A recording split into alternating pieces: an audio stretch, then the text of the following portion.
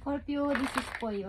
Sa mga Scorpio to guys. And today is December 20. Okay, Scorpio, this is for you.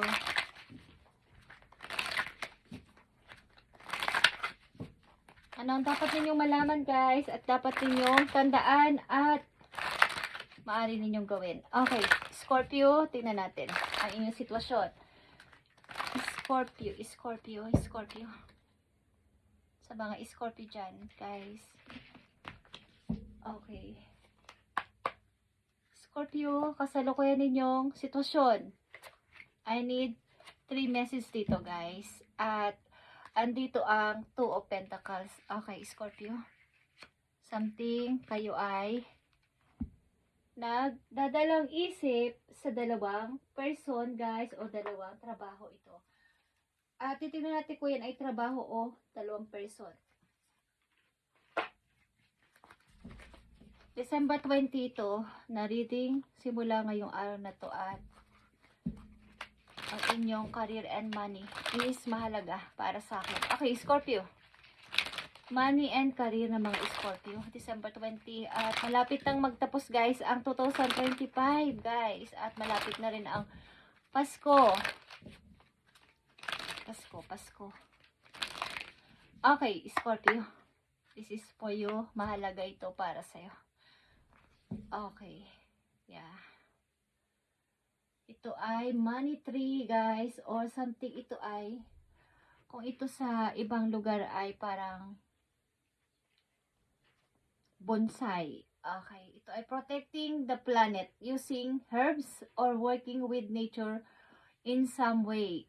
Okay, ilan sa inyo ay hinihikayat na kayo ay mapalapit sa nature or yung mga protecting plant.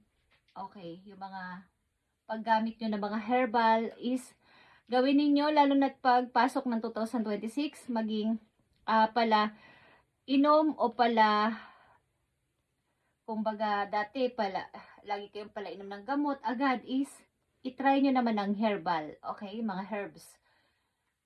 Mag-spend kayo ng time sa nature para sa inyong ikaka-peace ng mind.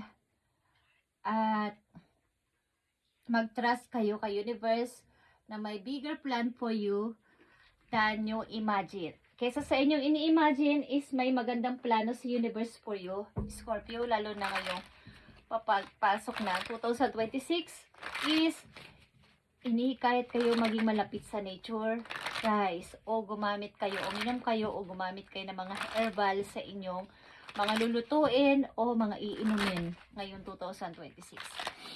Okay, tingnan natin. Mukhang ilan sa inyo ay mag-cheers sapagkat mayroon kayong pinagpipilian na trabaho at yung mahalaga lang dito ang inyong pipiliin. Okay. Message po yun na mahalaga, Scorpio. Okay, tingnan natin ang inyong maaaring sitwasyon.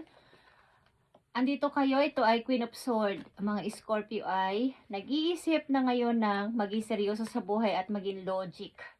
Queen of Swords, Five of Swords. Ito ay about sa inyong decision and mga paplanuhin at mga sasalitain. Kumbaga yung pakikipag-conversation nyo sa iba. Pati yung inyong takot sa sarili, yung inyong mga doubt is nandito. Maaaring kayo ay nag-iisip-isip na sana pagpasok ng 2026 may magandang mangyari na sa akin, lalo na sa aking opportunity. Andito ang Ace of Pentacles guys, at may kinalaman talaga ito sa inyong opportunity. Nandito ang Two of Pentacles katulad ng sinabi ko, is may pamimilian kayong to work. Maari ito ay trabaho kaysa pag-ibig. Gusto nyo maging logic at lumabas na sa mga drama na ibang tao, lalo na ngayong pagpasok ng 2026 is magiging seryoso na kayo sa inyong paplanuhin at mga pagdidesisyonan. Okay. Sa mga Scorpio, kailangan niyo din ang balance. Okay, sa inyong sariling personal life, trabaho at pamilya. At inyong love life. Okay? Tingnan natin. Hinihikayat kayong gumamit ng mga herbal or maging malapit sa nature. Okay?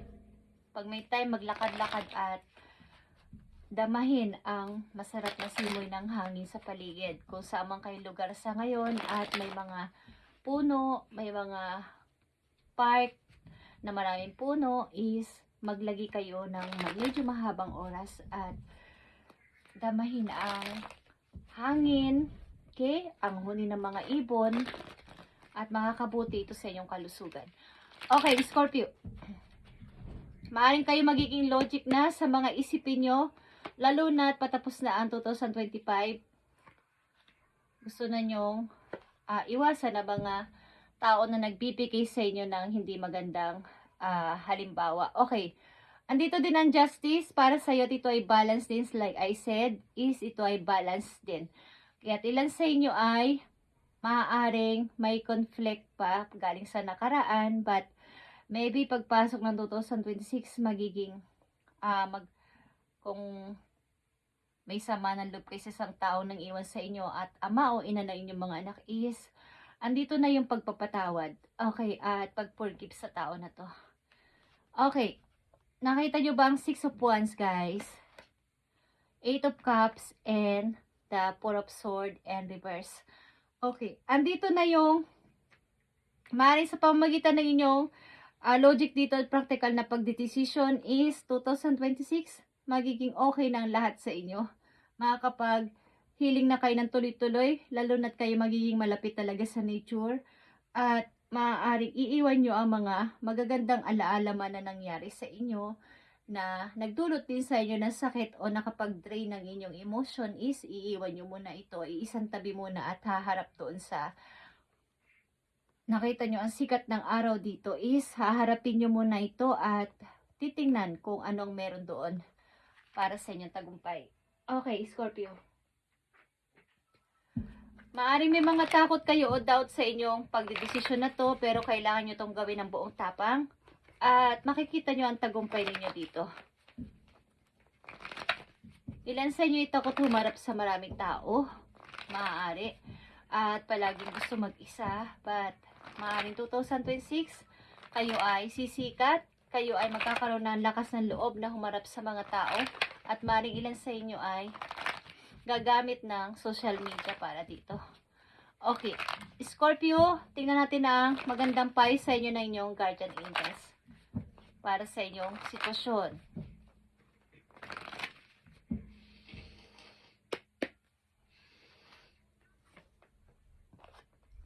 Okay, andito ang Guardian of Abundance. About ito sa inyo talagang kaperahan, guys.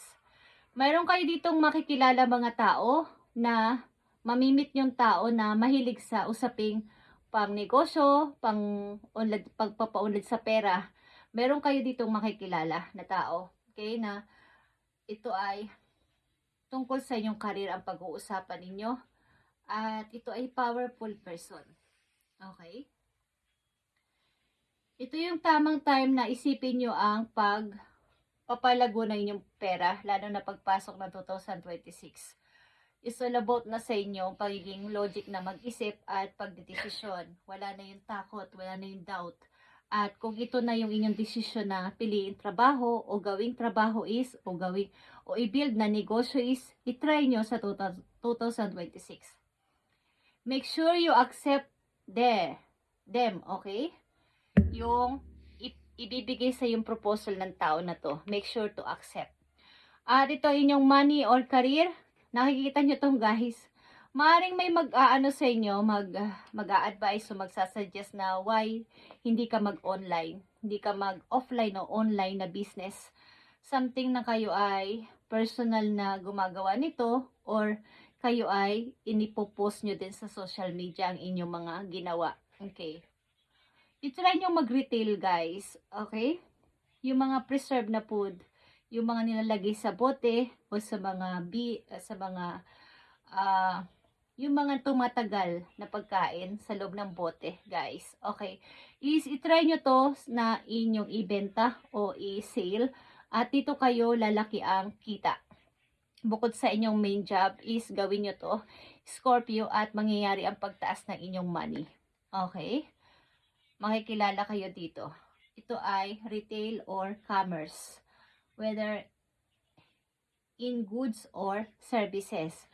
In goods man or services, or ihahatid nyo, or kayo mismo ang maghahatid sa inyong customer, or ipapadeliver nyo, okay? Mayroon kayong sa bahay nyo ginagawa to, o sa bahay nyo to inaayos at ipinopost nyo sa social media nyo, or idinideliver nyo personal, okay? Itry nyo to, Scorpio, lalo na pagpasok ng 2026, at maaaring meron ka ditong makakapartner o meron ditong taong magsasuggest na ganitong bagay sa'yo. At ito ay malaking opportunity para sa'yo.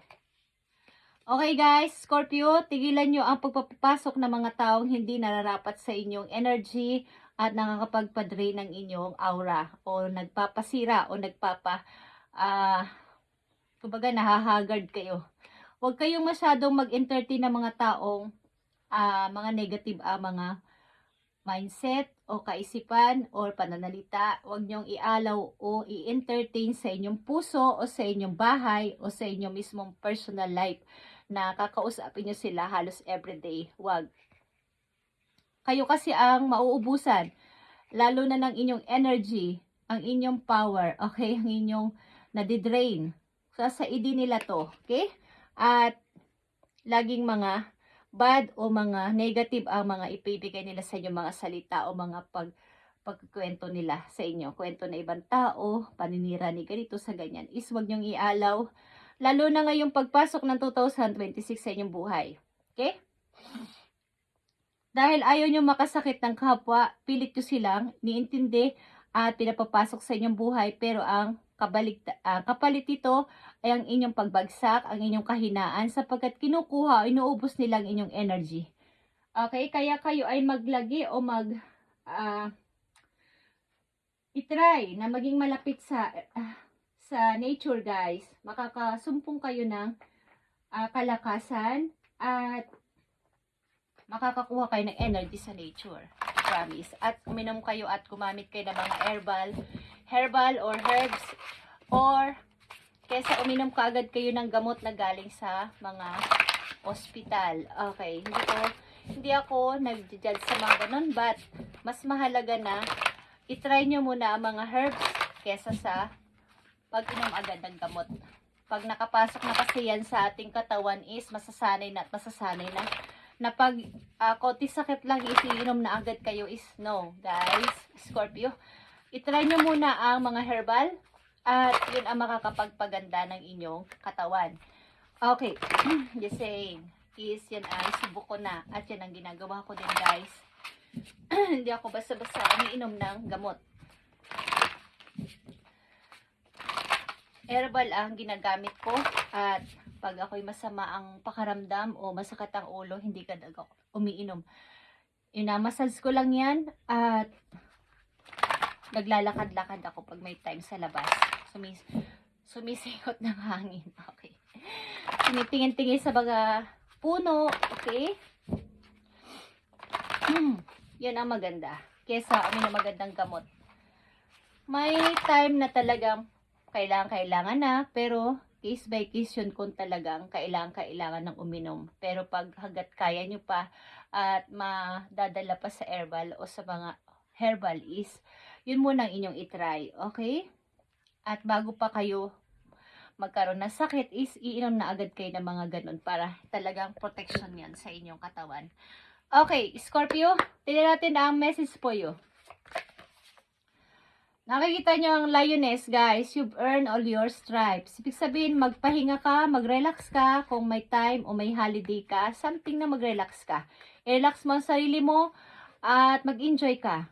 Panandalian man yan or holiday mo, something is, i-relax mo ang sarili mo at mag-trust ka na magiging okay ang lahat. Huwag kang maging mapag-isa palagi. Ilan sa inyo is mapag-isa at ayaw masyadong humarap sa tao o walang tiwala sa sarili nila. Okay? Maaaring kayo ay dealing sa Leo, guys, or sa Scorpio, Aquarius, Capricorn is here. Okay, malakas ito ang Aquarius. Hey, guys. At fire sign. Thank you, Scorpio, and gawin nyo to kung gusto nyo lang guys, is itry nyo ang mga payo sa inyo dito at ito ang message sa inyo ngayong December 20, 2025. Thank you and God bless Scorpio.